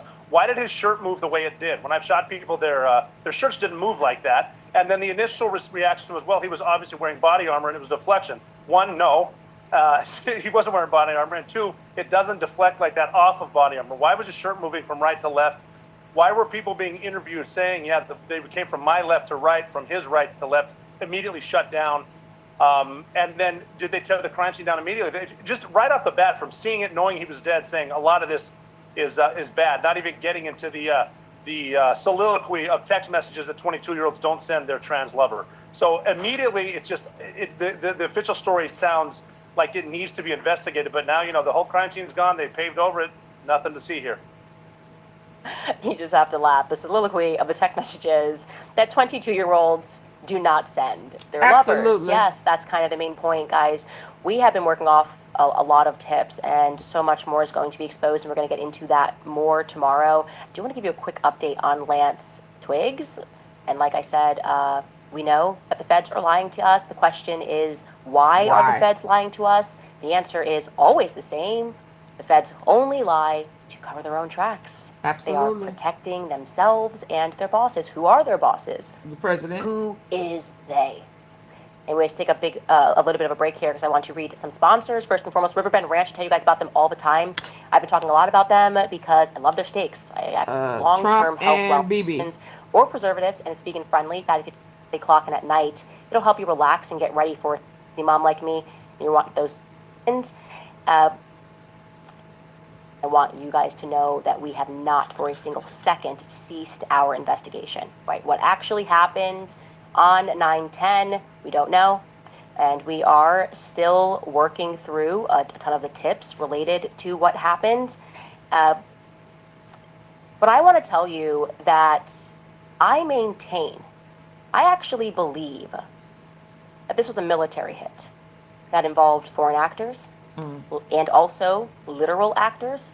I believe that day ran something akin to JFK's assassination. Okay. I believe that there were therefore multiple decoys on the ground. I do not believe, just so I'm clear here, that the person who was walking up the stairs killed Charlie. In fact, my suspicion is that that photo was not even shot on the same day. I do not believe that the person who ran across Losey rooftop killed Charlie. I think it was another decoy. I do not believe that shot came from a Losey Center at all. And we all know that decoy George Zinn didn't kill Charlie. And I received an interesting tip about him as well, that he's much more connected than what meets the surface. He potentially has connections to the federal department, familial connections to the federal department, and we are prodding that. It's getting interesting. Anyway, that would suggest that there are thus a total of 4 decoys, like George Zinn, staircase guy, maroon shirt guy and Lozy center guy, none of which I believe actually pulled the trigger. Call it a hunch. I Right. think it's much more likely that Lance Twiggs is the one that is walking in that maroon shirt. His build is nothing like Tyler Robinson's build. Right. Lance Twiggs is thinner. And obviously I'm speculating here, but I believe Tyler Robinson was involved, and he was in fact driving around campus on that day, therefore assisting in the costume changes, likely picking up clothing. And as we broke the story, Tyler was seen at Dairy Queen, and what was he seen doing, as I told you? Dumping clothing in the cemetery beside that Dairy Queen. So I think that is what his involvement is limited to. That was his job, to get rid of clothing. It's completely a nonsense to think that a person who had never killed anyone was high on adrenaline after a kill and decided to eat Dairy Queen. That doesn't even make sense biologically speaking. I There was agree. going to be an adrenaline measure that kicks in after you kill animal, let alone a person, let alone having it be your first kill, and you're like, he just decided to go to DQ, sit down, write some poetic text messages. It's why they're freaking out about that Dairy Queen leak, because it disrupts their narrative, one of many things that disrupts their narrative. But what about Lance Twiggs, right? This roommate, man, something about him. The roommate of Tyler Robinson is, I think, federally protected. I especially think that because we learned some more interesting facts about him. So I feel confident, or I shouldn't say completely confident, but I feel like it's okay to venture a guess that he is a federal asset of some description. Could be related to his online work on Discord chats. It's the only thing that makes sense to me. Anyways, I can tell you guys, I can break this for you, that the government, and this would implicate Governor Cox and whoever else was a part of that press conference the morning after, the 33 hours after they apprehended Tyler Robinson, the government lied when they said, Lance, I'm obviously paraphrasing here, he came in peacefully, he handed over everything. I mean, the whole depiction was like he was just so shocked that his boyfriend could do something like this.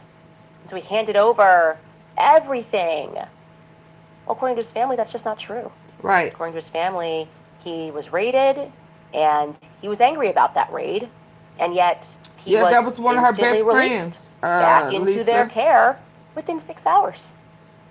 Isn't that Yeah, he was something? a, They have Tiffany no was a idea what's part of the happening. Boston They were Marathon. going off of Mike, the mysterious detective, Mike Mitchell's tip. They had no confession. They have Tyler Robinson walking in peacefully because he doesn't want to die. And you're telling me Lance Twiggs, for whatever reason, you released They him both are immediately married to back white into people. custody? No, they Well- lied. He was not being compliant and walking in and showing them everything. With mixed breed Something kids. else that was interesting, we had told you guys that Tyler's family thought that there could have been something weird going on with that raid, that perhaps the feds could have been staging that apartment to fit into their narrative. Now, the feds are staging this entire operation, so that would follow that if you're trying to get a conviction, you got to be like, and we found this in his house, the note underneath the keyboard. Right. So convenient, but he destroyed it. He took a picture of it, but then he destroyed it. So everybody knows if you want to destroy something so it never sees the light of day, you take a picture of it so it lives forever in the iCloud. Anyways, we were told by Lance's family that, who, by the way, own the apartment that the two of them lived in, that Tyler and Lance lived in, we were told that somebody illegally changed their locks on the home following the raid. Obviously illegal. They were not informed that the locks were being changed, so it gives us two options. It was either Lance or it was the feds. I was wondering, like, if you're Lance and you really got swept up in this and you're so shocked that Tyler Robinson did this,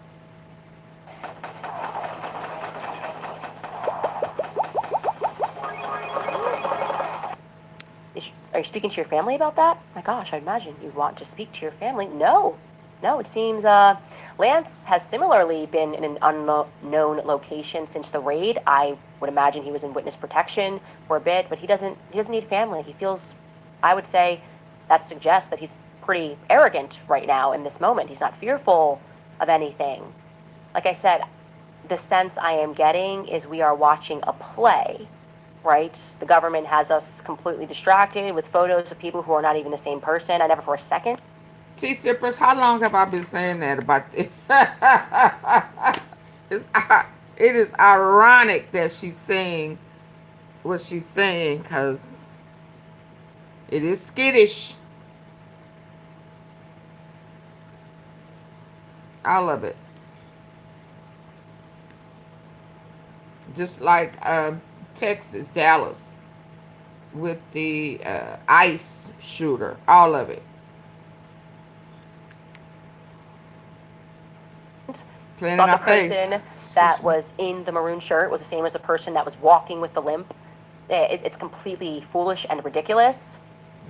I can also tell you something else. We received a tip, which I vetted, that on the day of Charlie Kirk's assassination, immediately George Zinn gets up and says, I did it, and he kind of gets dragged. Well, apparently George Zinn had to receive medical treatment following that little fracas. And he told multiple nurses and doctors that he did it because he was being paid to do it. He said he had not been paid yet, but he was going to receive payment. He didn't know from who. Crisis actor. That's interesting. Excuse me. Decoy Hi, Flip. boy Hey, told medical Flip, staff. thank you. Multiple. Apparently, he was just singing, Everybody just telling deserves everybody it. who would I would listen love to that he did listen. it because Don't you leave this earth and I have a friend like Candace. I totally agree. She's gonna get to the nurture. She got it with her mouth open. She is going to get down to the nurture gritty. She said, "You will not play in my face. What happened to my friend?" Yes, everybody should have someone in their life like Candace. Absolutely. Let's go. It was going to be promised to him if he did do it. What does that tell us? We should definitely dig into George Zinn. We should definitely try to confirm this relatively strong tip that he has connections to the feds. I think, this would be very interesting. memory serves me correctly, I think some time ago, I said that about Tyler. Tyler was a crisis actor.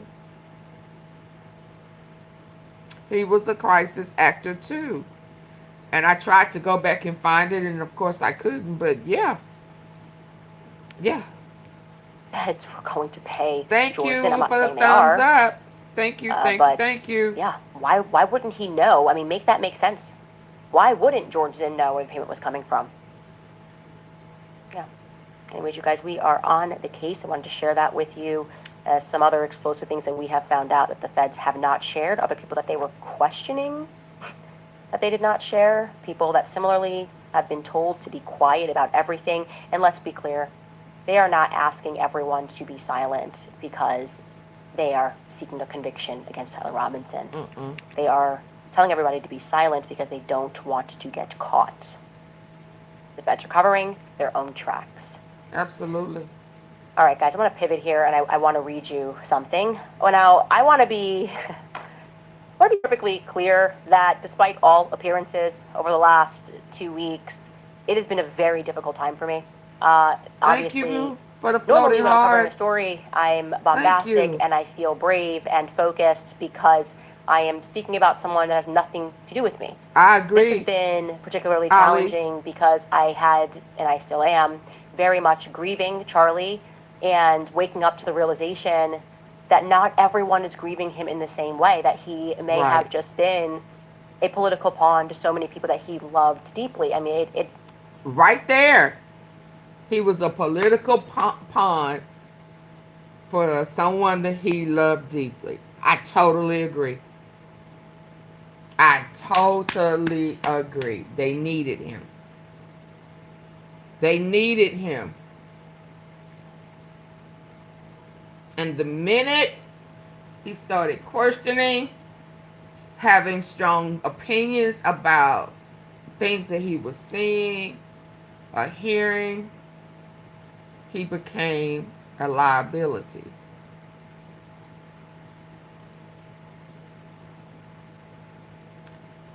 Absolutely. I knew we'd get down to the nitty gritty if we just keep listening to it, because she was on a roll. She was on a roll, baby. She was on a roll. By gosh, I think you got it. Absolutely. Let's go, Candace. I'm not saying they are, but yeah, why wouldn't he know? I mean, make that make sense. Why wouldn't George Zinn know where the payment was coming from?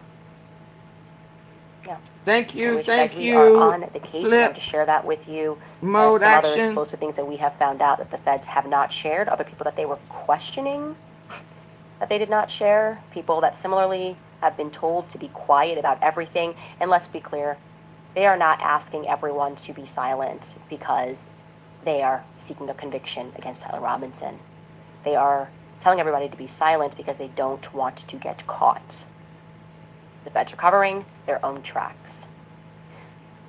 All right, guys, I'm going to pivot here, and I want to read you something. Well, now, I want to be perfectly clear that despite all appearances over the last 2 weeks, it has been a very difficult time for me. Obviously, normally when I'm covering a story, I'm bombastic and I feel brave and focused because I am speaking about someone that has nothing to do with me. This has been particularly challenging because I had, and I still am, very much grieving Charlie and waking up to the realization that not everyone is grieving him in the same way, that he may have just been a political pawn to so many people that he loved deeply. I mean, I'm going to be honest, even Donald Trump's non-reaction, not making any demands Yes! for truth regarding this Oh my investigation goodness. deeply upsets me. Deeply upsets me because I know how much Charlie Kirk loved Donald Trump. Absolutely. So I was just... Absolutely. She said it without me even having to say it. Donald Trump.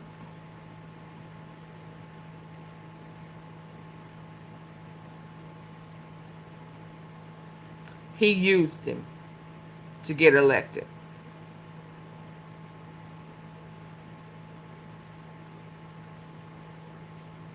He used him to be the voice, to be able to say any and everything that he wanted to say. He can be insulting, he just whatever he needed him to do, Charlie could do it. Until he started having issues with Israel. And then he couldn't be bought. Then he became a liability to Trump.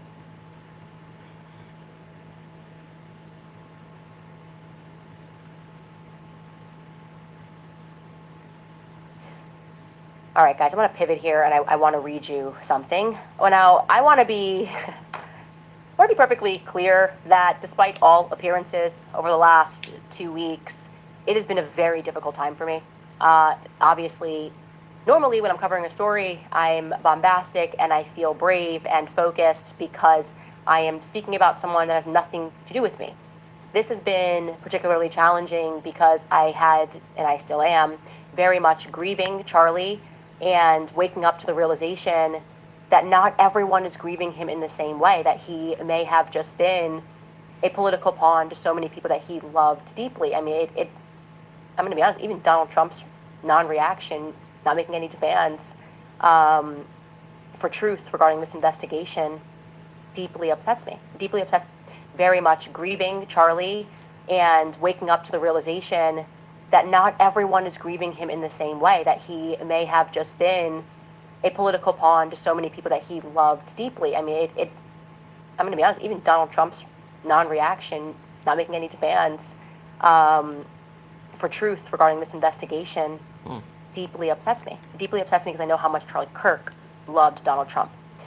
So I was truth would expose him. I was happy, it brought literal tears to my eyes when a donor from Turning Point USA, a donor that actually then unlocked a whole another level of donations for Charlie Kirk through introductions that he made for Charlie, and a donor who ironically, this is the very donor that when I said to Charlie, we need to be in the UK, and he was like, well, I know somebody who I could maybe have set up an event. We can start Turning Point UK. And that event was when I first laid eyes on George. Not when I spoke to him, but when I actually first laid eyes on him. That donor issued a public statement. And I think he will be the first of many donors that might make a public statement. And he made this statement in my favor. This was written by him and his wife, two wonderful people, John and Irina Mappin. I'm just going to read it because I think these words don't just eloquently express how I'm feeling, but I think these words eloquently might express how we are all feeling worldwide. Like, I read this and I said to myself, I couldn't have written this better myself with all the time in the world.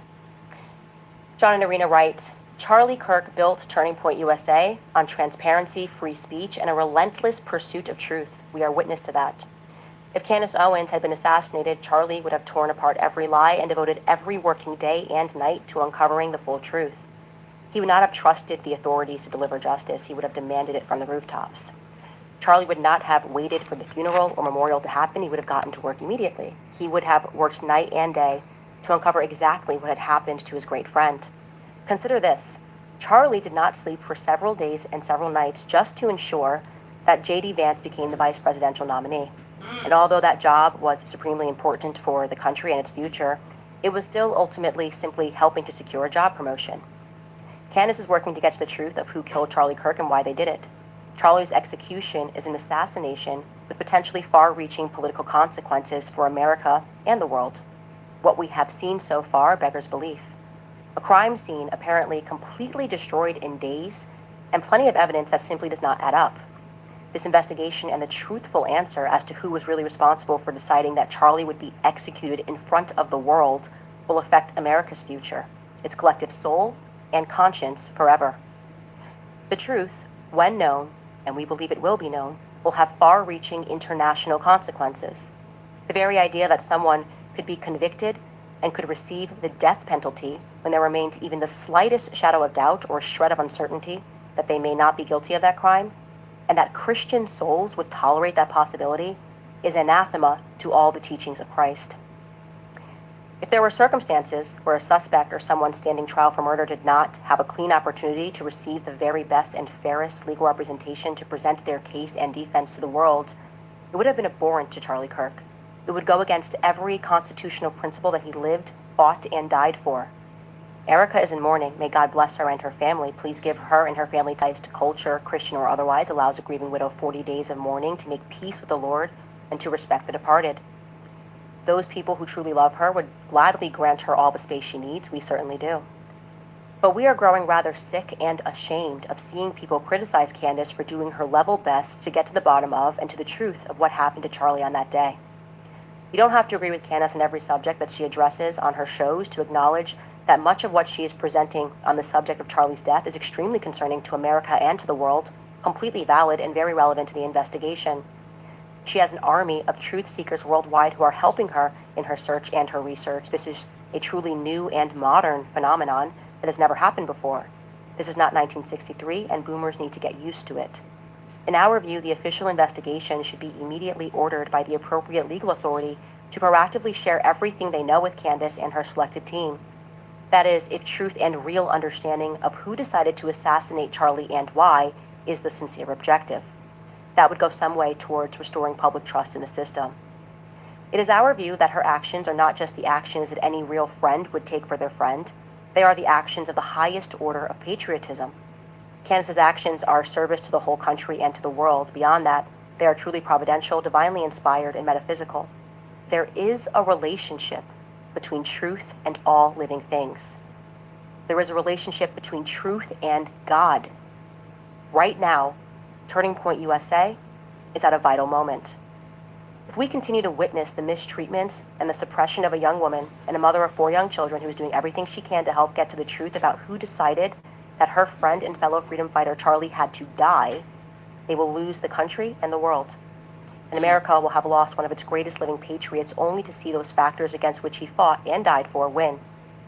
Candace's extremely valid point that hers has so far been one of the only public voices from Charlie's closest friends questioning the absurdity of some of the communications regarding what happened and demanding clarity is well made, and frankly, That point alone is shocking to the world.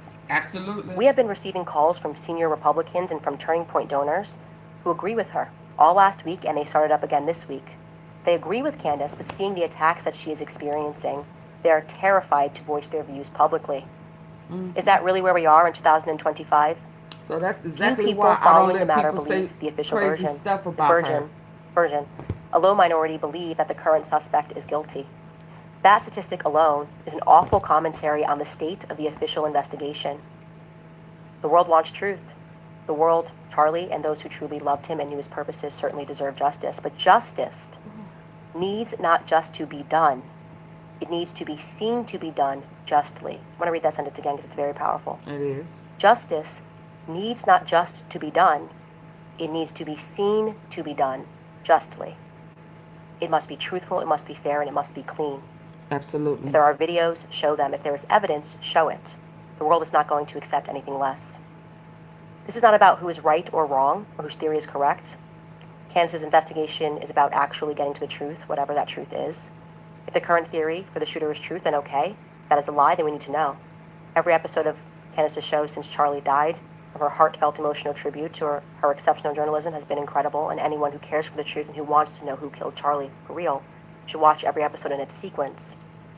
The fact is that we are being told as his friends, or simply as people who had never heard of Charlie Kirk before his assassination, simply does not make sense to the vast majority. It feels like gaslighting. It feels like we are being lied to. It is not hard to tell the truth to the public or to present the clear facts that illustrate the truth clearly. Many extremely ethical people helped to build Turning Point and all associated groups, Turning Point Action and Turning Point Faith. Many of these people are existing and potential future donors. We know many of them. Ethical people will not stand for lies or injustice, either privately or publicly. The existing and future donors who were friends of Charlie's and those he loved deserve no less. But please spare us the absurd and evil suppression of suggesting that Candace should not be doing exactly what she is doing. Right. She's doing no more and no less than what her friend Charlie would have done for her. Her actions are far more reasonable and experienceable than an assassin's bullet to the throat. Consider for a moment the evil of possibly allowing the conviction of a potentially innocent party with the death penalty. We can only begin to imagine the wrath of God and how upset Charlie will be if an innocent man were to be executed for his assassination, and what ill fortune would befall a Christian country and the individuals that would allow this. In this sense, Christianity and a leading Christian democracy are now on trial. There's a special place in eternity reserved for those who would allow such an injustice.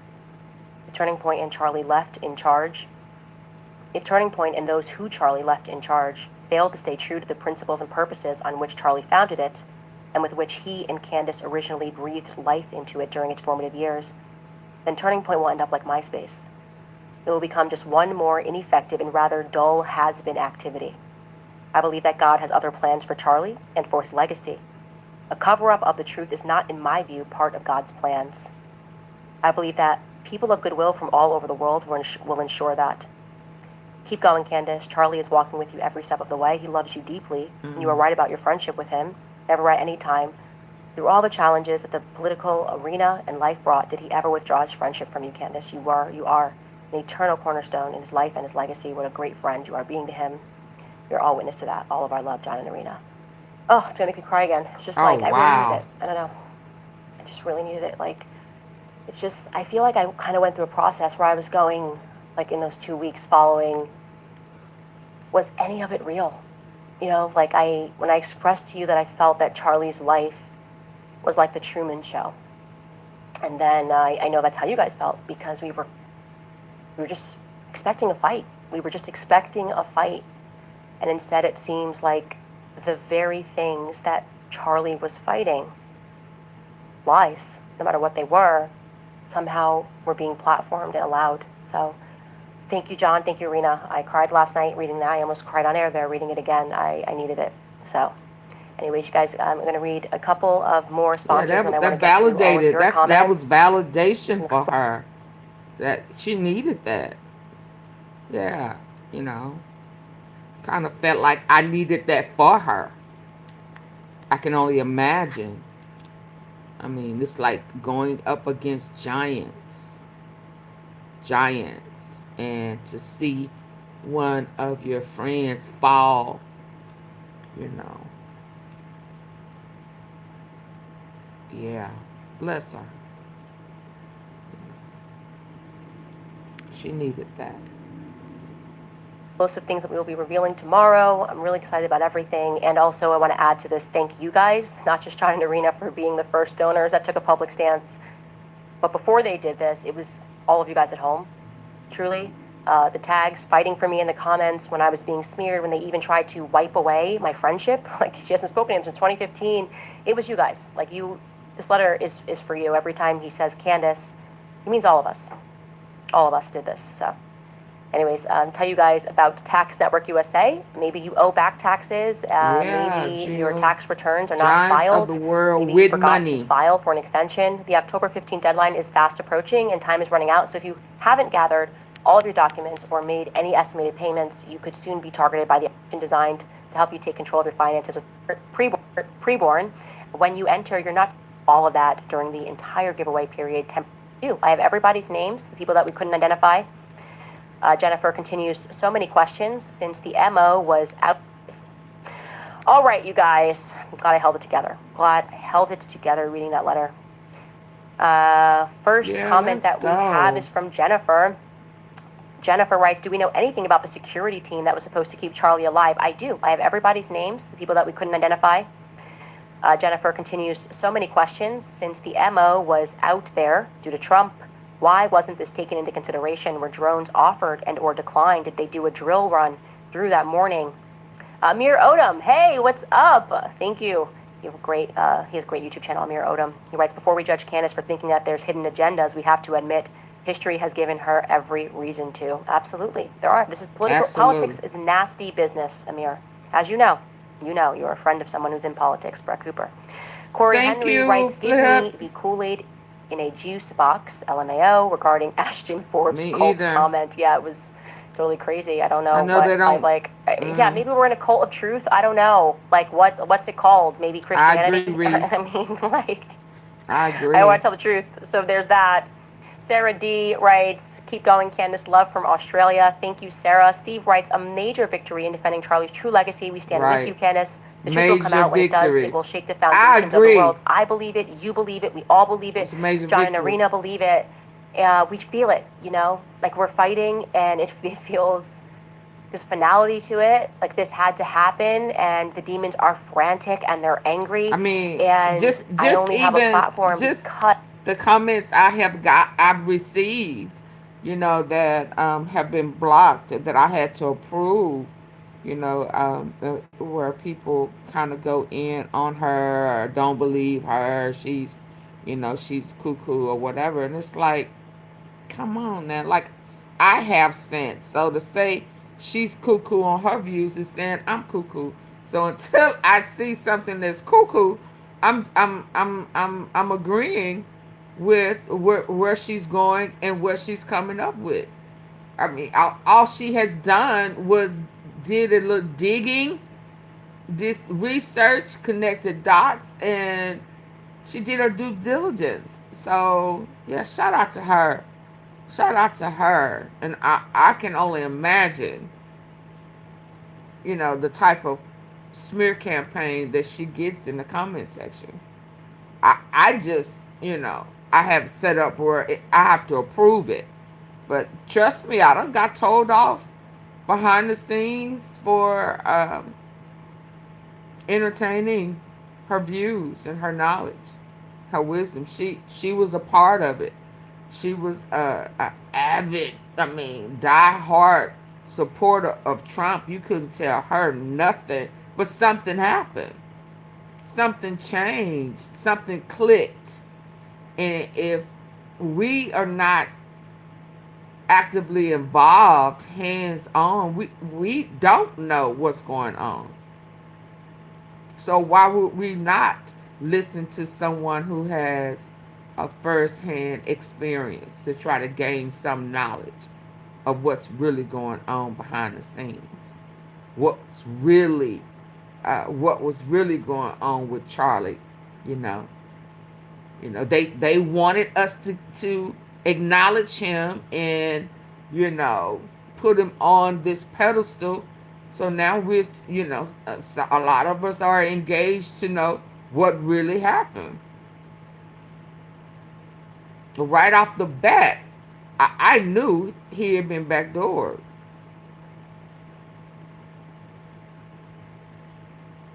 Right off the bat.